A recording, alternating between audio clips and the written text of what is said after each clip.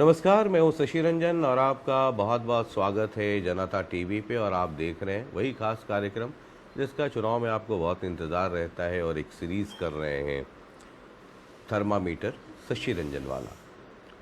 अब पॉलिटिशियंस या नेता, रणबांकुरे, योद्धा, चाहे वो किसी भी पार्टी के हों, आपको पता है चुनाव के वक्त में बीपी सबका बढ़ा रहता है, तो वो बीपी भी मेज़र करना है, थर्मामीटर भी लगाना है और मूड माहौल मिजाज क्या है नेताजी का वो भी देखना है। बात बाकी पब्लिक से भी बात करते हैं।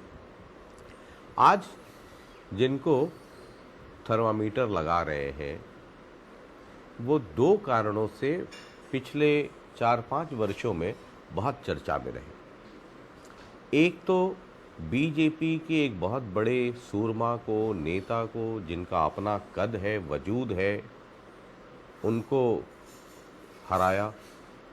और दूसरा, आपको याद होगा कि जब भूपेंद्र सिंह हुड्डा ने कहा कि अगर कांग्रेस की सरकार आई और मैं मुख्यमंत्री, मैं तो नहीं बोला कि मुख्यमंत्री हुए, तो 4 डिप्टी सीएम बनेंगे। अब वो जो ब्राह्मणों वाली सभा आयोजित की थी, उनका नाम है कुलदीप वत्स। बादली से जीतकर आए पिछली बार 2019 में, ओपी धनखड़ को हराया और 2024 की फिर तैयारी है। तो बहुत बहुत स्वागत है कुलदीप जी। धन्यवाद आपका जी। मैंने कहा कि ये दो परिचय तो बड़ा खास है। जी जी जी। अब एक तो इलेक्टोरल हिस्ट्री में ही है कि आपने जी ओपी धनखड़ जी को हराया, वो छोटी बात नहीं है। तो पिछले बार तुक्का लग गया था या कुछ मेहनत की थी आपने? देखिए, धन्यवाद एक तो आपका। मैंने ओपी धनखड़ को नहीं हराया, ओपी धनखड़ को हराया बादली की जनता ने। और मैं बादली हल्के का बेटा हूँ, भाई हूँ, और मुझे लोग अपना बेटा, अपना भाई मानते हैं। जहाँ तक ओपी धनखड़ जी की बात है, ओपी धनखड़ जी को इसी बादली हल्के की जनता ने बहुत बढ़िया तरीके से विजय श्री का आशीर्वाद दिया, जो कि ओपी धनखड़ ने इलाके में पहली बार कदम रखा था 2014 में जी। और बादली की जनता ने आशीर्वाद देके उनको 11 महकमे का मंत्री बनाया। बादली की जनता का आशीर्वाद था। उसके बाद ओपी धनखड़ जी ने जो किया, चाहे वो विकास की बात लेके हो, चाहे लोगों के सम्मान की बात हो, चाहे लोगों को हमारे इलाके की जो बात कर रहे हैं कि ओपी धनखड़ जी का आपने इंटरव्यू सुना होगा, पहले मंत्री थे, कि मैंने अपने बादली हल्के में 1600 करोड़ के विकास कार्य करा दिए गांव में। तो बुकलेट भी लेके घूमता है। मैं एक चीज़ आपके चैनल के माध्यम से भी कह रहा हूँ और आपको चैलेंज कर रहा हूँ, ओपी धनखड़ जी को साथ लें और मुझे साथ लें और बादली हल्के के प्रत्येक गांव में चलें और बादली हल्के के प्रत्येक गांव में जाएं। एक हिसाब से हमारे एक हिसाब से हमारे अगर प्रत्येक गांव की एवरेज आए तो 16 करोड़ रुपये आती है। आप यहाँ से शुरू हो जाओ लवारी गांव में। लवारी गांव में ऐसी समस्या थी रंजन जी, बड़ा दुख आता था कि हमारे घर परिवार में कोई डेथ हो जाती थी तो ट्रैक्टर ट्रॉलियों में डेड बॉडी लेके जाते थे। आप पूछ लो ये जाके, मैं गलत कहता हूँ। अच्छा। और आज भी इतनी बुरी हालत थी कि वो फिर भी मैं जो विकास बता रहा हूँ। उसके बाद हमारा बड़ा गांव है बुपनिया। आप बुपनिया गांव की हालत देख लो, गरम लेके आओ। बुपनिया गांव की हालत देख लो, गरम। अच्छा। सिलाना गांव की हालत देख लो, पाटोदा की हालत देख लो, जितने जहांगीरपुर की हालत देख, जितने बड़े गांव हैं, बादली की हालत देख लो। कौन सा ऐसा गांव है, कोई सा ऐसा गांव है, मुझे ये नहीं समझ में आया कि वो 1650 करोड़ रुपए बादली हल्के के गांव में लगे या आसमान में लगे। हमारे 100 के 100 गांव में आप जाके देखो, गांव की फिरनी से आप निकल नहीं सकते। अच्छा। कुडन गांव में चले जाओ, हाँ। गांव की फिरनी से आप निकल नहीं सकते, हम्म। गांव की गलियों से आप निकल नहीं सकते।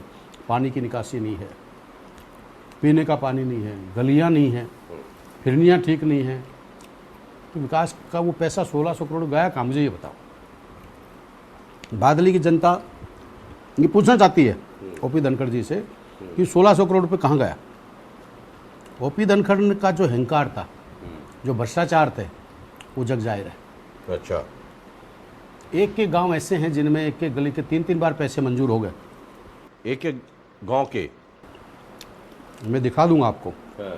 विदिन आरटीआई जिस बंदे ने लगा रखी है, हाँ। सोंदी गांव का, सॉरी इसका मुनीमपुर गांव का लड़का सोमवीर। हम्म। आप जाइए, आप में झूठ हो तो उसके पास सारा प्रूफ है। एक गली के 2 बार पैसे पास हो चुके हैं। बेटा या ओपी धनखड़ जी सब ने अपने दलाल छोड़ दिए। कोई दादरी से ले आए, हमारे इलाके के बच्चों को विकास नहीं दिया। अच्छा। हमारे इलाके के जो इनके कार्यकर्ता थे जो लेके आए, उनसे पूछो, उनका सम्मान नहीं किया। जो बाहर के दादरी के, कोई गुड़गांव के, कोई कहीं के, सब उनको, और बादली की जनता को लूटने का काम किया। अच्छा। अहंकार लोगों को जाके गलत शब्द बोलना, लोगों के बीच में अहंकार किसी का जनता नहीं छोड़ती। जो कुलदीप वत्स करो, चाहे ओपी धनखड़ जी करो, चाहे कोई और करो, जहाँ सम्मान की बात आती है, बादली हल्के के ये विकास की बात करते हैं। हमारा एम्स हॉस्पिटल जो आदरणीय दीपेंद्र हुड्डा जी लेके आए थे, हुड्डा साहब लेके आए थे, 11 फैकल्टी मंजूर हुई थी। 11 फैकल्टी उठ के 10 फैकल्टी नहीं, ये देखो 10 फैकल्टी यहाँ से चली गई। मैं ये नहीं कहता, हमारा अमेठी एम्स के नाम से कह रहे थे, अमेठी एम्स, आज अमेठी एम्स भी नहीं बना। हमारी 11 फैकल्टी चली गई और ओपी धनखड़ जी कहते हैं मैं मोदी जी का खास आदमी हूँ। खास आदमी बताते थे, तो क्या मंत्री होते हुए ओपी धनखड़ जी ने एक शब्द उस एम्स बादशाह के लिए नहीं बोला, जो जिस गांव ने, जिस इलाके ने उसको वोट दी थी। एक शब्द बोला हो तो। हमारी मेट्रो लाइन थी, जो मंजूर metro line, sorry railway line, Farrukhnagar से दादरी टू झज्जर, मंजूर हुई चीज़ कैंसिल होगी। ओपी धनखड़ जी कहाँ थे, एक शब्द कहा हो तो। अच्छा। एक शब्द कहा हो तो। उसके बाद ओपी धनखड़ जी अपना कुर्ता निकाल के घूमते थे कि भाई मैं एमएसपी लागू करूँगा। आज किसान की क्या हालत है कि जिस देश का किसान, जिस प्रदेश का किसान 1.25 साल तक सीमा पे बैठा रहा हो, गोलियों से, बौछारों से, लाठियों से, किसान की हालत क्या हुई।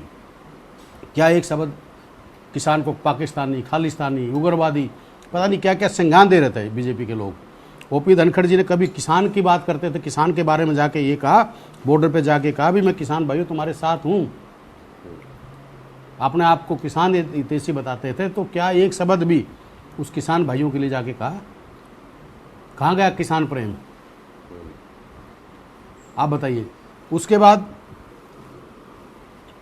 हमारे इलाके के जो युवाओं का रोजगार की बात है, शशि जी इतना बुरा हाल बादली की जनता ने जिताया, 11 महकमों का मंत्री बना, बादली की जनता का कसूर नहीं था। आज कुलदीप को जिताया, बादली की जनता का कसूर नहीं है। पर क्या कुलदीप को जिताने के बाद कुलदीप इतना अहंकार के घोड़े पर सवार हो जाए, उसने कुछ नहीं दिखेगा। रेवेन्यू इसके पास था, इरिगेशन इसके पास था कुछ दिन के लिए, पंचायत राज इसके पास कंप्लीट था। मुझे ये बताए ओम प्रकाश धनखड़ जी कि बादली हलके में इतने इलाके में खारा पानी है। इरिगेशन मिनिस्टर का मतलब किसान का मंत्री, जो किसान हितैषी होने की ये बात कर रहा था कि भाई मैं किसान का बेटा हूँ, किसान का भला करता हूँ। मुझे ये बता दीजिए कि भाई मैंने पब्लिक के बीच में आगे खड़ा होकर कहे भाई मैंने इस इलाके में यूं नहरों का जाल बिछाया, कहीं एक गांव से एक गांव तक भी किया हो तो मुझे बताएं। जो किसान की बात करते थे, जो पंचायत मिनिस्टर जो अपने घर को नहीं संभाल सकता, अपने घर को नहीं सुधार सकता, मंत्री पावरफुल होते हुए, तो फिर वो क्या करेगा? क्योंकि भ्रष्टाचार की जो एक भूख थी, जो पैसे की एक भूख थी, वो भूख इतनी भूख थी कि लोगों को उसने सोचा कि अब बन लो, दोबारा शायद बनना नहीं। मतलब ओपी धनखड़ के लिए आप एकदम भरे पड़े हैं। नहीं, मैं नहीं भरा पड़ा हूँ, बादल की जनता भरी पड़ी है। लेकिन एक बात समझिए, ओपी धनखड़ एक बड़े नाम है, बीजेपी में उनका कद है ना, चुनाव में हारना जीतना अपनी जगह पे है, लेकिन एक बड़ा कद है। और एक पुरानी कहावत आपने सुनी होगी कि घायल शेर बहुत खतरनाक होता है। ओपी धनखड़ बहुत अच्छे पॉलिटिशियन हैं, सारे गुण हैं उनमें। ये आपके लिए चिंता का कारण नहीं हो सकता है कि 2019 चलिए आप जीत गए, लेकिन 2024 ओपी धनखड़ जी के लिए भी जीवन मरण का सवाल है। वो इतना आसानी से आपको केक वॉक तो देंगे नहीं, और अपनी तरफ से पूरी तैयारी कर रहे होंगे वो। देखिए, आपने एक बात कही कि घायल शेर, सबसे ज़्यादा घायल बादली की जनता है। घायल टाइगर और बब्बर शेर बादली की जनता है। आज जो 5 साल जिसको मंत्री बनाने में अहम रोल रहा है इस जनता का, मुझे पता है ये सारी षड्यंत्र रच रहा है, कहीं जात के, कहीं धर्म के, कभी किसी को खड़ा कर रहा, कभी किसी को कर रहा है। इसके पास कोई विज़न नहीं है, कोई बोलने के लिए बात नहीं है। कुछ भी होगा मुझे पता है, ये सारे षड्यंत्र रचेंगे, क्योंकि ये बीजेपी सातिर पार्टी है। ये सातिर पार्टियों का काम जात धर्म, उल्टे सुल्टे काम, पता नहीं सोशल मीडिया पे क्या कहेंगे, कोई ना कोई पता नहीं ये क्या क्या कुछ भी कर सकते हैं, ये षड्यंत्र कुछ भी कर सकते हैं। पर बादली की जनता सबसे घायल है। मैं आज आपको बता रहा हूँ घायल क्यों है। बब्बर शेर की तरह हमारे युवा है। बादली हल्के की मैं बात बताता हूँ रंजन जी, चुनाव हारने के बाद जनता है, हमारे भगवान रूपी है जनता। चुनाव हारने के बाद, और मैं इस बात के लिए झूठ कहता हूँ तो ये भी चाहिए, हमारे बादली के आसपास बहुत ज़्यादा भट्टे हैं, जो हमारे युवा जिनको रोजगार नहीं मिला। भाई हाफ मेरा हो गया जी। तो बादली की जनता, हाँ, इलाके में ट्रैक्टर से हमारे युवा ईंट लेके जाते हैं, कोई माइनिंग मिट्टी का काम करते हैं। मैं आपको बड़ा दुख के साथ एक बात कह रहा हूँ, मुझे इस बात का बड़ा दुख है अंदर से कि एक पॉलिटिशियन के दिमाग में इतना जहर, इतनी नफरत अपने लोगों के प्रतीक है कि उनके बच्चों के चलान, आरटीओ गाड़ियों को घर से उठा ले जाना,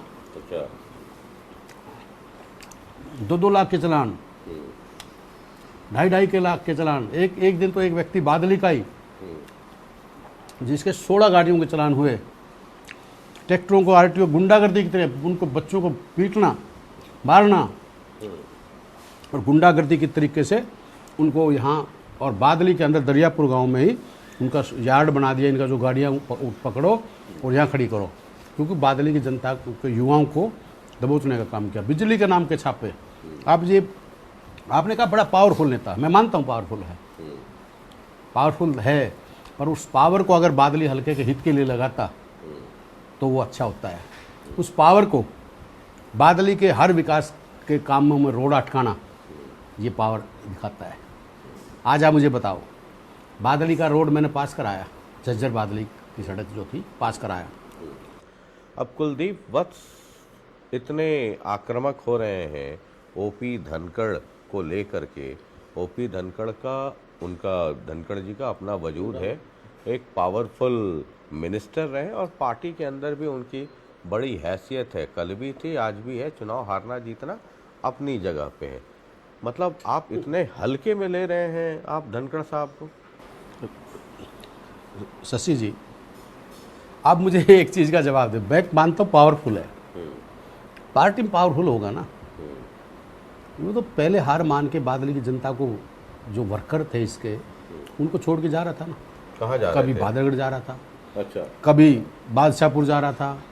और जो मुझे देखो, मुझे इस बात का ओपी साहब ने, सबसे पहले मैं पूछना चाहता हूँ कि बेरी के अंदर जिन नेताओं ने इसके लिए खून पसीना एक करके को खर्चा अभी दिन रात, वो थी 3-4 लेडीज थी, नीलम थी, क्या थी चेयरमैन, एक अमित था, वो जितने थे, जिनको पूरा इन्होंने एक किस्म से बेचारों को इतना संघर्ष करवाया और अपने स्वार्थ के लिए, अपना डर इसके अंदर इतना है, हार का इतना भारी डर इसके अंदर खौफ था कि यार इनकी बेशक बलि चढ़ जाओ, अपने स्वार्थ, इसका स्वार्थ देखिए कितना बड़ा इसका स्वार्थ है कि कोई हार जाए, किसी की कितना बड़ा करोड़ों का नुकसान हो जाए पर मैं बच जाऊं। उनको डिगल के अंदर उसमें बेरी के अंदर क्या किया देखो, संजय कबलाना को लेके आया, मेरा भाई है, मुझे कोई इस बात की नहीं है, पर संजय कबलाना को भी बेरी में सिर्फ उसको फंसाने का काम किया है, उसके साथ भी धोखा करने का, संजय कबलाना के साथ भी धोखा करने का काम किया। भादरगढ़ चले जाओ, बड़ी विडम्बना, जो मैं कहता हूँ ना बीजेपी बड़ी सातिर पार्टी है, दो भाई, दोनों माँ एक खून एक पेट से जन्मे, दोनों एक दूसरे में आपस में लड़े पीड़े हैं। आप देखिए कितने सातिर तरीके से नरेश कौशिक की टिकट काट के उसके भाई को दे दिया, आपस में भाई को लड़ा दिया। झज्जर के अंदर आ जाओ, झज्जर के अंदर जो टाइम से संघर्ष इनके साथ कर रहे थे, जो कल उन्हें ज्वाइनिंग भी की राकेश, डॉक्टर राकेश ने, उन्होंने अपने स्वार्थ के पीछे कि भाई ये चेयरमैन है, झूठी घोषणाएं करवा दी, ग्रांट देंगे, ये देंगे, चेयरमैन ने की तो झूठी घोषणा करा दी उसको झज्जर से। तो ये व्यक्ति अपने स्वार्थ के पीछे कितनी बड़ी बलि देनी पड़े ये नहीं देगा। बादली हल्के में जो इसके साथ काम करते थे, मैं आज आपको बता रहा हूँ शशि जी, बहुत बड़े धमाके होंगे। बादली हल्के में जो इसके साथ काम कर रहे थे वो व्यक्ति ये कहते हैं कि हमारे को हर जगह अपमानित करने का काम किया, हमारा कोई काम नहीं कराया, हमारे को परेशान करने का काम किया, ख़त्म करने का काम किया, और लोगों को बाहर के लोग आके, कोई दादरी से आ रहा है, कोई इसके लड़के के दोस्त, पता नहीं कितने, मैं इस बात को नहीं कहता कि क्या है, पर आप ज़मीनी हकीकत लोगों में जाके पूछना कि बीजेपी के, मैं आज आपको बता रहा हूँ, आप देखना मेरे पास डेली जो बीजेपी के जो इनके साथी थे, जो बेचारे काम कर रहे थे, वो व्याख्या सुनाते हैं कि जी हमारे साथ ये किया, हमारे साथ ये किया, हमारे साथ ये किया।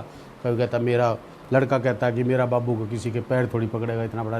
देखिए अहंकार, घमंड, ये अच्छी चीज़ नहीं है। आज मैं आपको बताता हूँ रंजन जी, जहाँ ये समाज और खापरों की बात होती है, खेल और खिलाड़ी की बात हुई, बहन बेटियों की बात हुई, किसान की बात हुई, मैं 3 चीज़ आपसे पूछना चाहता हूँ, आप ओपी धनखड़ से पूछिए।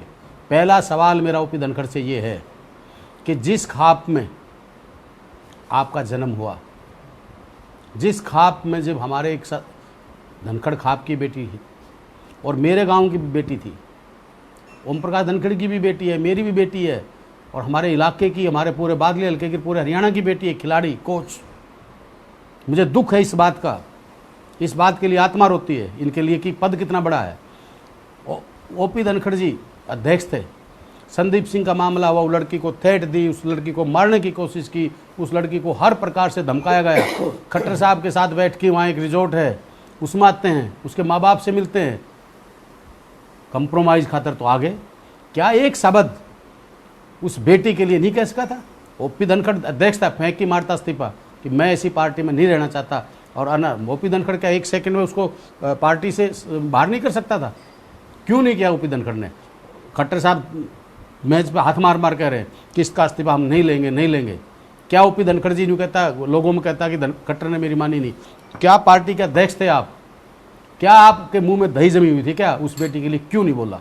किसानों को उग्रवादी, खालिस्तानी, पाकिस्तानी, पता नहीं क्या नहीं क्या कहा, एक शब्द क्यों नहीं बोला? खिलाड़ियों की बात आई, हमारी बेटियों को घसीटा गया जंतर मंतर पे, अपमानित करने का काम किया। क्या ओपी धनखड़ अध्यक्ष थे? एक शब्द क्यों नहीं कहा?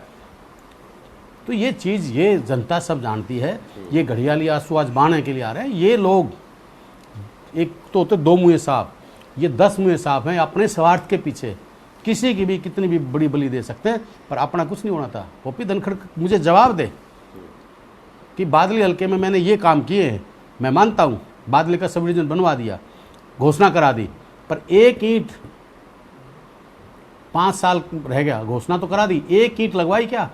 मैंने विधानसभा में जाते ही पहले टाइम मैंने विधानसभा में मुद्दा उठाया कि बादली का मिनी सेक्टर, बादली का 50 बेड का हॉस्पिटल, बस स्टैंड के आज तक ईंट नहीं लगी। वो भी जब इनको बेइज्जती हुई है, जब वो कमिटमेंट किया तब उसका काम शुरू किया, उसका भी कोई उद्घाटन नहीं हुआ। पाटौदा का स्कूल था, 2016 में घोषणा कर दी, ओपी धनखड़ जी ने घोषणा करके झूठी कि भाई मैं हाँ इस स्कूल को बनाएंगे। 2021 में मैंने संघर्ष करके उस स्कूल को शुरू करवाया। इस इलाके में वो ये वादा करके गए थे अपने ओम प्रकाश धनखड़ जी और मनोहर लाल खट्टर जी स्वयं आके कि भाई हम यहाँ पे एनओसी ख़त्म करेंगे और करणी सेना के जो बच्चों को माँ पद्मावती के उसमें जो आप शब्द कहे गए थे, हर कौम का अपना एक होता है सम्मान, अगर किसी कौम का गिरता है तो कोई गलत बात नहीं थी। उन्होंने एक अपना एजिटेशन किया, कोई गलत नहीं था, वो बच्चे जेलों में बंद किए। मनोहर लाल खट्टर या ओम प्रकाश धनखड़ यहाँ वादा करके गए थे कि इन बच्चों को मैं केस वापस लूँगा। वो केस एक भी किसी के शब्द का हो तो कहाँ गए वो? जहाँ तक मैं खुले मन से एक बात कहता हूँ, मुख्यमंत्री मनोहर लाल खट्टर का एक नारा था, हरियाणवी एक।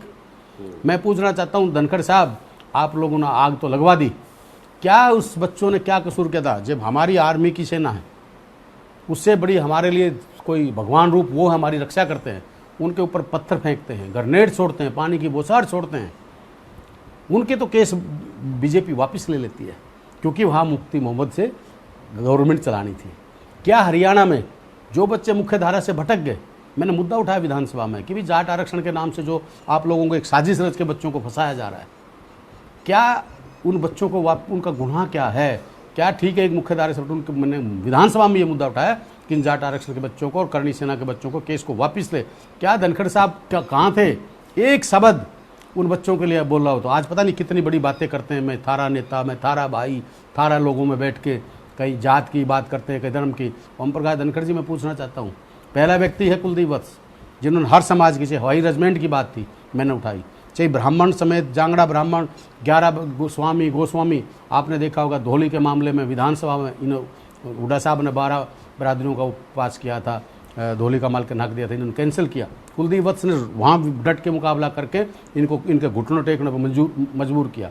क्या ये ऐसे नेता थोड़ी हो सकते हैं? करणी सेना की बात थी मैंने किया, हाई रेजिमेंट की मैंने किया, जाट समाज के जो हमारे बच्चे, मुझे दुख होता है इस बात का, दुख है जो नाजायज बच्चे जेलों में पड़े हैं, नाजायज जिसके परिवार उसके माँ बापों से पूछो, उनका आज एक वकील के पैसे देने के लिए नहीं है, क्या वो उन बच्चों को आज़ादी देने का हक नहीं इनका बनता था? क्या धनखड़ साहब बात कर रहे हैं आज तो समाज में बैठ के कहता मैं थारा हूँ, उस दिन कहाँ था? एक शब्द भी अगर किसी व्यक्ति के बारे में, बीपीएल परिवार, गरीब SC/BC के भाई हमारे 100 उनके राशन कार्ड काट दिए, उनके अन्न धन योजना बंद कर दी, क्या धनखड़ साहब ने एक शब्द बोला? तो ये तो चलिए धनखड़ पुराण आप कर रहे हैं, पब्लिक आपसे भी पूछेगी। मैं बताता हूँ, मेरे को सुनो, मैं बताता हूँ, मेरे को टोटल 12 करोड़ रुपए ग्रांट मिली, 12 क्यों 11 करोड़, 11 मिली होगी, हाँ 5 करोड़ एक, 2 करोड़ की 3 11 करोड़ रुपए की ग्रांट मिली।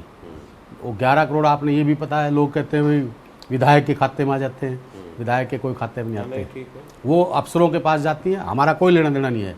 पर मैं एक चीज़ जरूर कहता हूँ शशि जी, मैंने 11 करोड़ की ग्रांट ली वैसे विधायक कोटे के, पर मैंने 14 से 15 करोड़ रुपए की ग्रांट लड़ और झगड़ के, जैसे वो लवारी की थी, चाहे वो बुपनिया की थी, चाहे इस्माइलपुर की थी, मैंने वो विधानसभा के पटल पे जवाब मांग वो मैंने टोटल 28 करोड़ रुपए के काम बादली हल्के में कराने का काम किया, विपक्ष में बैठ के।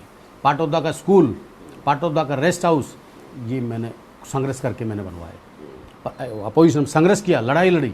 चाहे और हमारे स्कूल थे, कोई बादली का स्कूल पेंडिंग दे रखा था, घोषणा थी पर पेंडिंग थी, पर उसके लिए लड़ाई लड़ी मैंने, रोड से लेके विधानसभा तक मैंने पूरी लड़ाई लड़ी, युवाओं से लेके और बुजुर्गों तक, मातृशक्ति, जो भी मेरी ड्यूटी थी मैंने अपनी बेखूबी से, कोविड का मामला था, सब ने पता था, मैं खुद जिंदगी और मौत के बीच जूझ रहा था। एक चीज़ बताइए, पर मैंने अपनी ईमानदारी से लोगों के बीच में रहा हूँ, मेरे को बादली हल्के की जनता अपना बेटा अपना भाई मानती। इस वक्त मैं कुलदीप वत्स से बात कर रहा हूँ जो 2019 में कांग्रेस की टिकट पे बादली से जीत गया, फिलहाल MLA है।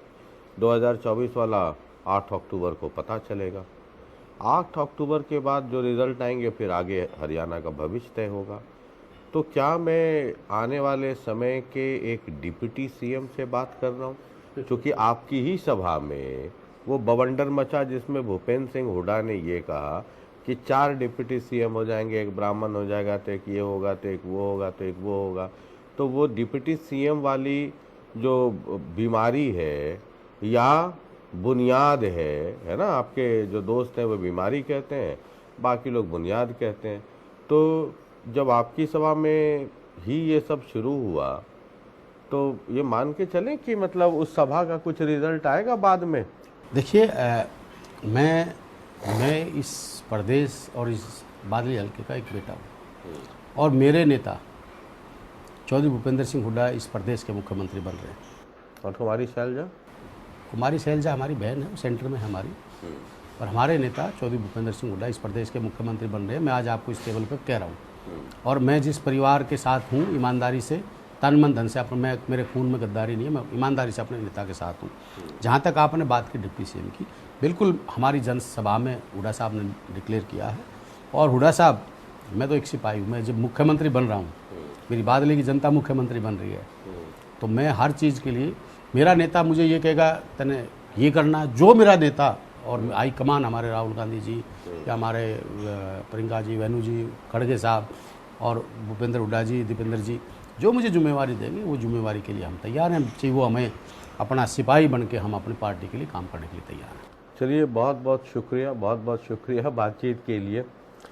तो कुलदीप वत्स जी हैं, आक्रामक भूमिका में हैं।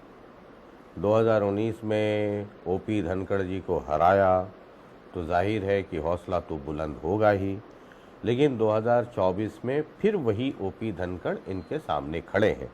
इसलिए पूरे इंटरव्यू में आपने देखा होगा मेजर फोकस एक कुशल पॉलिटिशियन की तरह, इनको पता है कि ताकत कहाँ और ध्यान कहाँ लगानी चाहिए।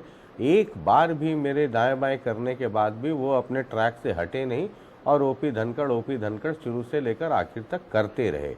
तो इनका अपना फंडा क्लियर है, लड़ाई में इनको पता है कि निशाना कहाँ साधना है, इसलिए तीर से जितने कमान मतलब धनुष वो सब निकल रहे हैं, वो सब का सब ओपी धनखड़ पे ही निशाना लगा रहे हैं।